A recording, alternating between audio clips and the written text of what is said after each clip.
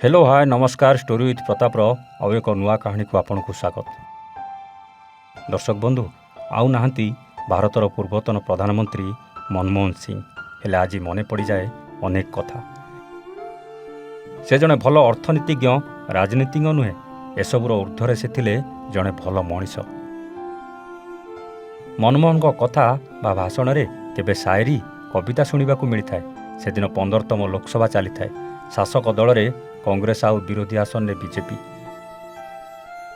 मनमोहन सिंह प्रधानमंत्री एवं स्वर्गत सुषमा स्वराज विरोधी दलर नेत्री। संसद में अनेक समय उभय दल मध्य बागजुद स्थिति देखा मिले। 2011 रे संसद भवन रे एमिति एक दिन आसला जो दिन मुहांमुही होते मनमोहन और सुषमा आउ आरंभ होता शायरी युद्ध। यह सहित मन भरी उपभोग करते सेठारे उपस्थित सांसद।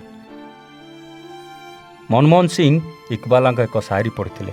माना कि तेरे दिल के काबिल नहीं हूँ मैं, तू मेरा शौक तो देख, मेरा इंतजार देख।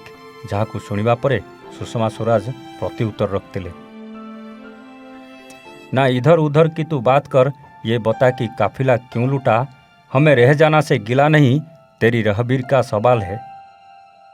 समयर सुअरे दुहे अनेक दूर चली जाइछन सत।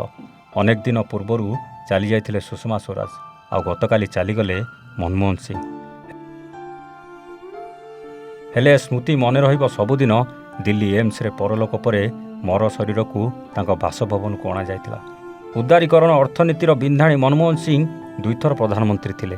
2004 रु 2014 पर्यंत 10 वर्ष धरी यूपीए सरकार अमल से प्रधानमंत्री थिले। 1998 रु 2004 जाए श्री मनमोहन सिंह राज्यसभा रे विरोधी दल मुख्य भाव काम करते। चलित वर्ष से राज्यसभा अवसर नहीं। 1991 अर्थनीति संस्कार से थिले स्थपित।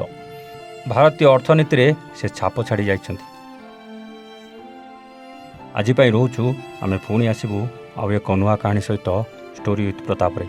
सेतेबेले जाए नमस्ते, जय जगन्नाथ।